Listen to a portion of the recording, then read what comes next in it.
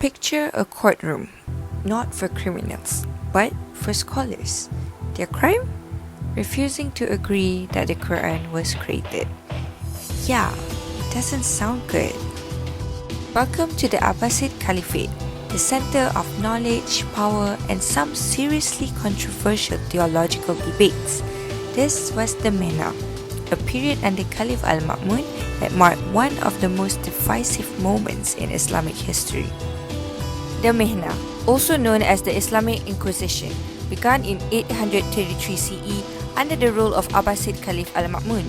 Through an official edict, al-Ma'mun declared that the Quran was not eternal but a created entity. Sounds technical, right? But this was not just a theological statement, it was a declaration of power. This teaching went against orthodox Islamic views and was followed all over the Islamic Caliphate.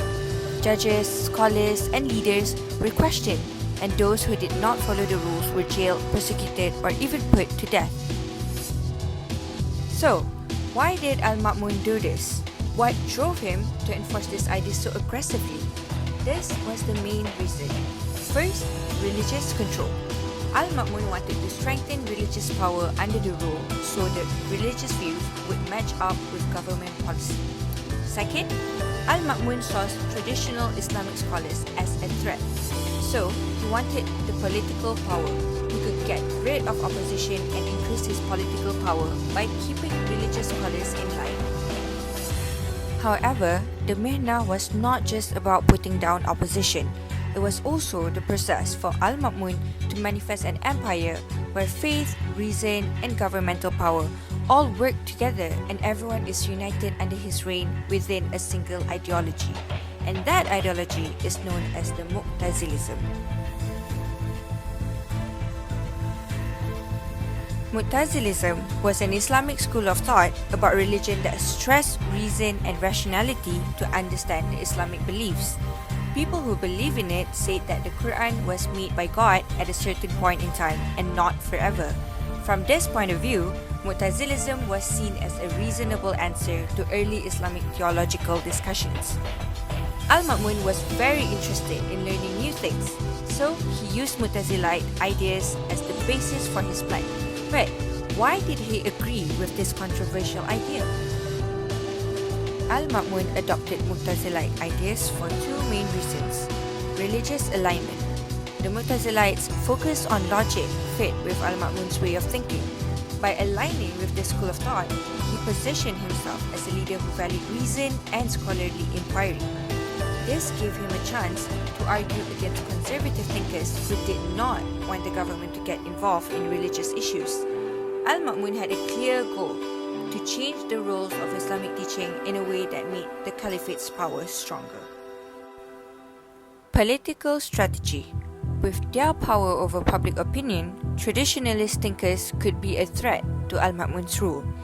By supporting a different theological framework, Mu'tazilism gave him a way to weaken their influence. By enforcing the idea of the Quran's createdness, al-Ma'mun not only made these thinkers less powerful, but it also strengthened his place as a political and religious leader. So why does rationalism matter here, and how does it connect to the Mihna? The Mu'tazilites believed that the Quran was created, which means that God made it at a certain time and it was not permanent. Therefore, it is open for interpretation, accordingly depending on the context of time. If it's permanent, then the Quran has no other room for interpretation. Of course, this is just the oversimplification of a complex thought, but this was a huge deal for the scholars. The traditionalists accused this view as heresy. This was a chance for al-Ma'mun. Through Mu'tazilism, he could do two things. First, challenge traditional scholars who oppose his authority. Second, equip his empire with intellectual tools to defend Islam, which in context, the Christian theologians of the time were pretty much on a theological discourse with the Muslim world. There were numerous inquisitions happen in history, and just like the others, these interrogations weren't about fair questioning. They had a darker purpose: to prove the accused wrong and labeling them as enemies of the state. And the consequences? Brutal. Some were imprisoned, while others faced persecution or even death. This included the famous scholar Ahmad ibn Hanbal. He was interrogated for his stance on the Quran. His answer? The Quran is uncreated, bold but dangerous. Al-Ma'mun then instructed the interrogator, who was also his governor in Baghdad, Ishaq bin Ibrahim, to put Ahmad in chains and to bring him to his palace in Tarsus. However, the news of Al-Ma'mun's death reached them on their way, and Ahmad was sent back to jail in Baghdad.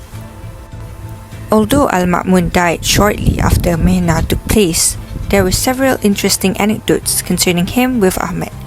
In this particular passage, when Al-Ma'mun had made up his mind to call Ahmad along with other 7 men for interrogation, the violent bigot Ahmad ibn Abu Duwait, the chief Qadi, advised his master not to summon him, doubtless recognizing that success with the 7 men would be much more difficult should Ahmad be with them.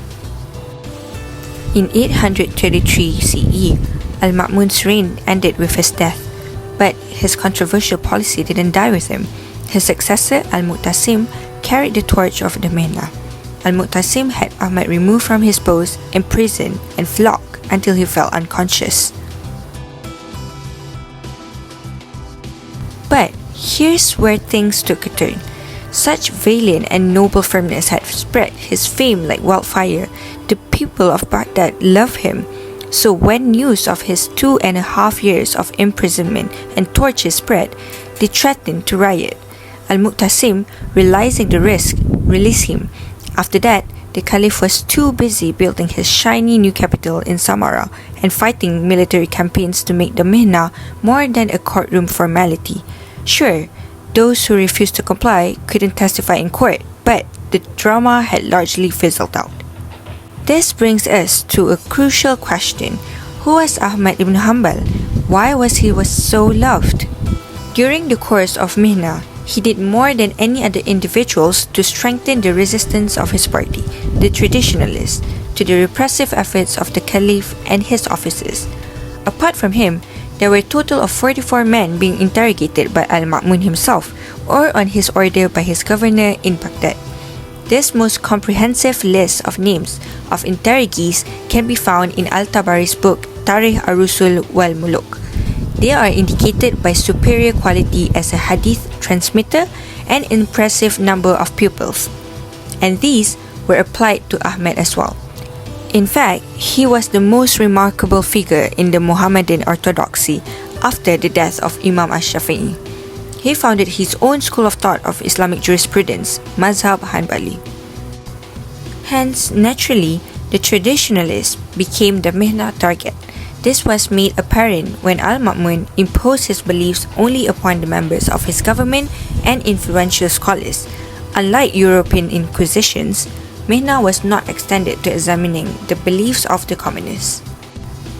Now you may wonder, what was next for Ahmad? Although he was indeed persecuted under Al-Mu'tasim did not scorch Imam Ahmad until he had exhausted every means to save him by threats, arguments, and entreaties. Al-Mu'tasim declared that had Al-Ma'mun not ordered him to deal with Imam Ahmad, he would not have had anything to do with the infliction of the punishment. As you can see, intellectualism is such a powerful tool. When there's power, it's imperative for us to analyze this event properly and not jump to conclusion on who's right and who's wrong. Ibn Khaldun reminded us that asabiyah, or social cohesion, is one of the major roles in civilization for its rise and fall. But with Mihna happening, it further deepened the present apprehension between the Sunni and the Shi'is. Al-Ma'mun and the Mu'tazilites were seen as aligning with more universalist ideas, which alienated both Sunni traditionalists and some Shi'is. When Caliph al-Mutawakkil came to power, he swung the pendulum hard the other way round, reinforcing Sunni dominance and shutting down dissent. The result? More sectarian tension among the Muslims, as there was no proper solution but a mere shutdown with force. Again. The Mihna left people repulsed by rationalism. Imagine this, you try to enforce intellectual debate, and instead everyone decides, you know what, let's just stick with what the state tells us. In simpler word, taqlid. That's the idea of following tradition without questioning it. a tradition Al-Ma'mun tried to abolish, then everything falls down like dominoes. Repulsed by rationalism, not applying and actualizing reasoning in religious and worldly matters, therefore intellectual activity started to decline. As denoted by Malik bin Nabi, without intellectual activities, civilization will slide to its downfall. Mihna also shattered trust in authority. This Inquisition was the first systematic means for the state to impose a religious ideology onto the people with coercion and persecution. Side note, human flaw, not very Islamic. Now that the Mihna happened, people were skeptical to the Caliph post. To what extent can he intervene? Was it considered a violation of the ulama's branch? And to what point can people trust the Caliph with religious matters when Caliph should be regarded as the successors of the Prophet? The paradox of it all. In a civilization where religion was the backbone of everything, this was a huge deal.